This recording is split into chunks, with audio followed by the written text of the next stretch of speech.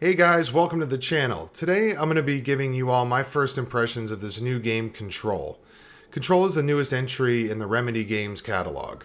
Their previous games include Alan Wake, Quantum Break, and Max Payne, which in my opinion was a masterpiece of its time. While I will be discussing my initial impressions on things like gameplay, story, and graphics, I wanted to bring a little more to this video. Along with being an avid gamer, I'm also a really big movie buff, and with games that include this deep of a story, I kind of like to explore what I feel like inspired them. I plan on following up this video with a final review after completing the game, but I really wanted to get on here and give you all my first impressions, so if you haven't had a chance to buy it or play it, I definitely would recommend doing so. So without further ado, let's dive into the world of Control.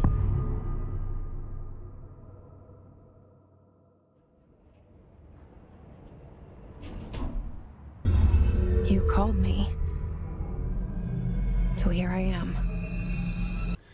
Alright, let me start with the graphics. My time that I've spent playing Control has been on a PC. I've been running it with an RTX 2080 with ray tracing on high and the DLSS feature enabled. While I'm sure the graphics are very impressive on the Xbox and PlayStation, the PC with ray tracing turned on make the game look magnificent. Thus far, most of the environments have been mostly bland office settings and or like altered architecture in certain areas that turn to normal when you cleanse that area. Mean. Help me fix it.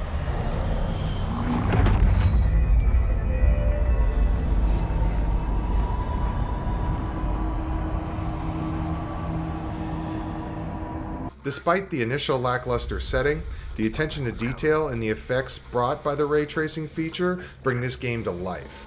I did some minor adjustments to my monitor settings to get a couple deeper blacks and sharper colors, and I can't help but imagine how amazing this game would look on an OLED TV. I've also seen a few minor dips in texture details, but that's to be expected when you have ray tracing turned on high, because that particular thing does push your graphics card to the limit. Enabling the DLSS feature really helps with the smoother gameplay experience. They've done a great job blending game and live action cutscenes, and the motion capture on all the characters is spot on. The characters' emotions are subtle yet expressive. All in all, a very impressive display in graphics, regardless of what platform you choose to play it on. But if you do have the means to play it on PC and have the ability also to run that ray tracing feature, I definitely recommend it. It makes a huge difference to the game. Now that we got the technical stuff out of the way, I wanted to talk a little bit about the story and the gameplay. Now, initially, you're given very little information as to what is going on. Your job is to really kind of figure this out for yourself, and all you're really given are your inner thoughts, your limited NPC interactions, and then collectibles found everywhere in the environment that give you little snippets as to what is going on. It is a lot of fun running around and collecting these things because they do provide a little bit of levity and humor in an otherwise very serious game. It is a phone. Now, initially, you're given the information that you are a woman who walks into this, what seems to be a government building, and you're in search of your brother.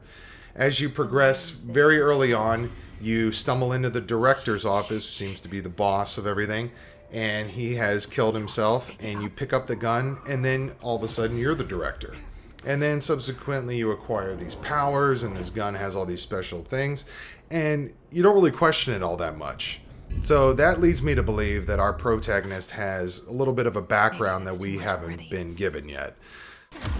As far as the gameplay goes, given the amount of things that are happening on screen at any given time, the gameplay feels very fluid and smooth. Moving around, shooting, and eventually getting your telekinetic powers all coexist very well. When pulling objects to throw, the grab is very intuitive. However, there were a few occasions when I wanted to grab something big to throw at an enemy, and I happened to grab a rock instead, but then you just toss it and repeat. Balancing using your energy and your gun is a big part of combat.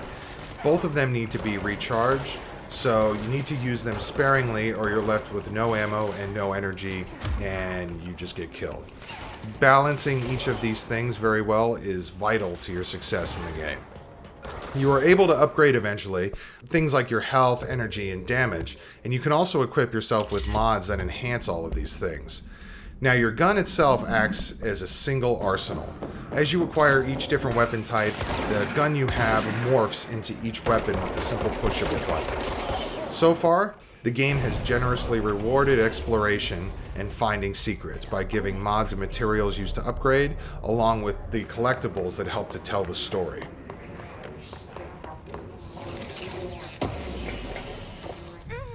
And now for the analysis section of the video.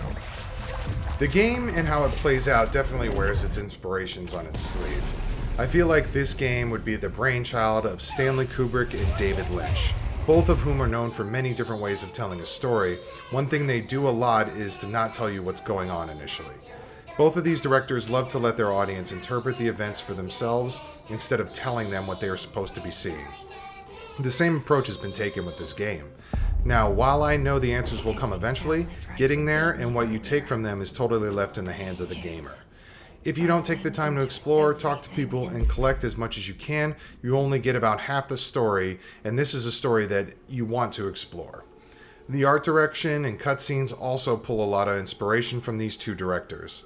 The upside down pyramid that speaks to you several times throughout the beginning of the game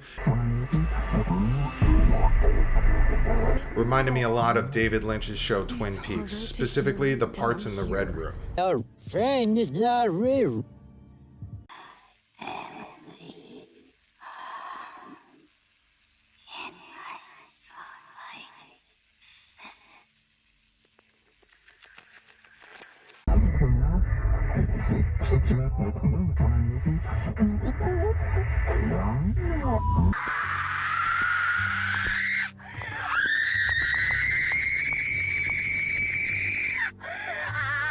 You can't let this happen. You can't let this happen. You can't let this happen. You stopped it. Now, the camera movement and how the camera follows the character and films some of the cutscenes feels a lot like Stanley Kubrick to me. Specifically, mostly The Shining, I feel like, is where it kind of drew most of its inspiration.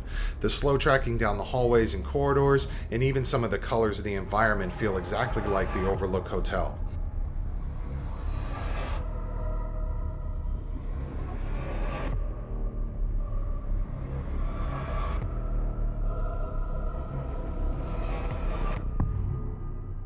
Even the feeling of familiarity that the protagonist in the game has for the environment feels reminiscent of Jack Nicholson's character in The Shining, feeling like he had been to the hotel before, but he never had. Have we been here before? It was almost as though I knew what was going to be around every corner. Now for my final thoughts on the game.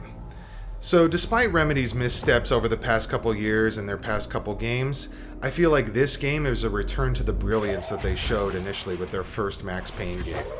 Everything I've seen thus far makes me crave more, and I am generally interested in this character and where her story will go. The thing is, I've been a janitor.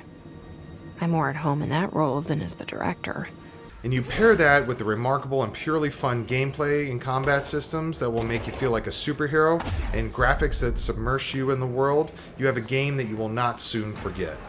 I hope this game gains the audience and respect that it deserves, and considering that each step I've taken has been increasingly mind-bending and creative, I know that I ain't seen nothing yet. I will be back shortly with a spoiler-free final review as soon as I had finished playing the game and it locked as much of the story as possible, but until then, so long and happy gaming.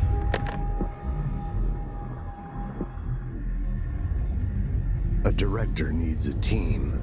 My management team.